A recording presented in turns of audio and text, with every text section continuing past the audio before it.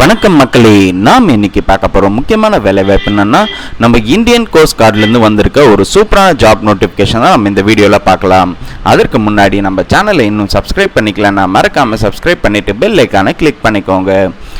First இந்த வெப்சைட்கான லிங்க்கை நான் கீழே டிஸ்கிரிப்ஷனில் கொடுத்துட்றேன்.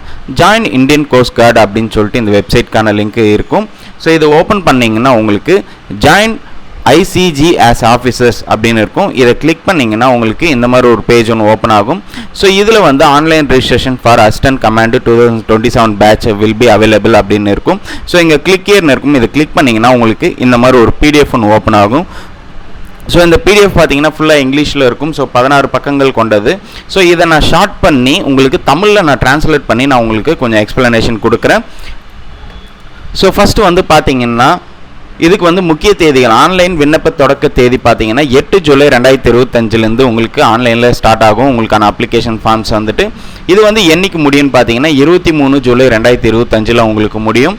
ஸோ இதுக்கு வந்து பார்த்தீங்கன்னா முக்கியமானது வந்துட்டு இதுக்கு மேல் கேண்டிடேட் மட்டுமே அதாவது மெயின் கேண்டிடேட் மட்டும்தான் இதுக்கு அப்ளை பண்ண முடியும். ஸோ ஏஜ் லிமிட் பொறுத்த வரைக்கும் 21லேருந்து 25 வயது வரைக்கும் இருக்கணும்னு சொல்லியிருக்காங்க. அதாவது 1 ஜூலை 2001க்கு மேலே பிறந்தவங்க 30 ஜூன் 2005க்குள்ளே பிறந்தவங்க மட்டும்தான் இதுக்கு அப்ளை பண்ண முடியும்.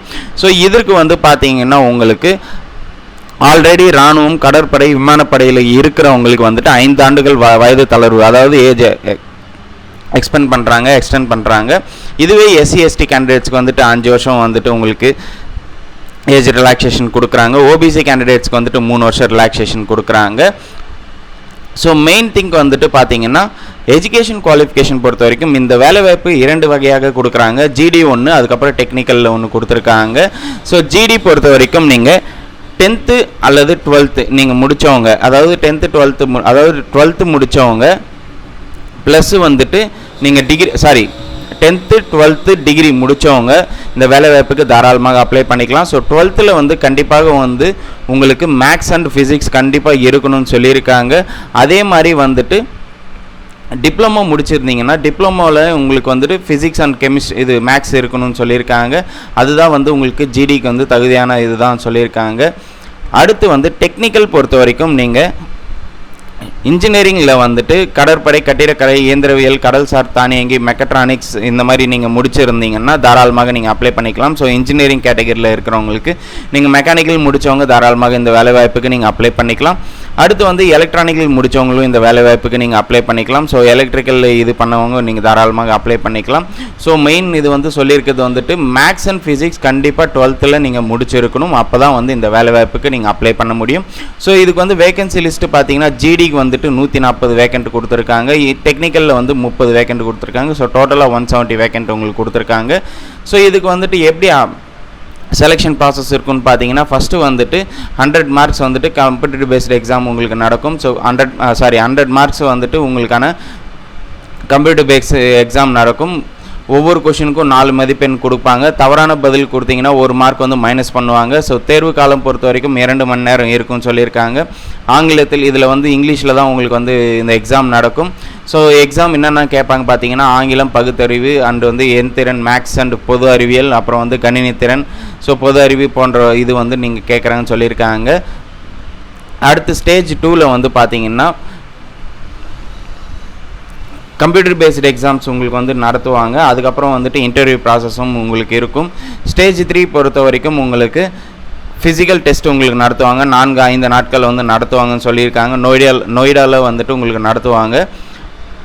ஸோ இதில் வந்து இன்டர்வியூ இதில் இருக்குன்னு சொல்லியிருக்காங்க. ஸ்டேஜ் 4 பொறுத்த வரைக்கும் உங்களுக்கு மருத்துவ சோதனை இருக்கும். ஸோ அதாவது ஃபிசிக்கல் ஸ்டாண்டர்டெல்லாம் செக் பண்ணுவாங்க. ஸ்டேஜ் 5 வந்து பார்த்திங்கன்னா உங்களுக்கு அகில இந்திய தகுதி பட்டியல் நிலை 1இன் ஒருங்கிணைந்த மதிப்பெண்கள் மற்றும் கிடைக்கக்கூடிய காலி அடிப்படையில் இந்திய கடற்படை அகாடமியில் வந்துட்டு உங்களுக்கு வந்துட்டு பயிற்சி உங்களுக்கு நடத்துவாங்க. ஸோ ட்ரைனிங் பீரியட்ஸும் உங்களுக்கு இருக்கும் ஸ்டேஜ் 5ல். அப்புறம் தான் உங்களுக்கு வேலைவாய்ப்பு கொடுப்பாங்க.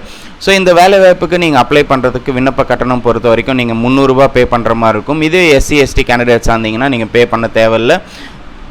ஸோ அடுத்து வந்து மெடிக்கல் ஸ்டாண்டர்ட் பொறுத்த வரைக்கும் நீங்கள் ஹைட் வந்துட்டு 157 சென்டிமீட்டர் இருக்கணும்.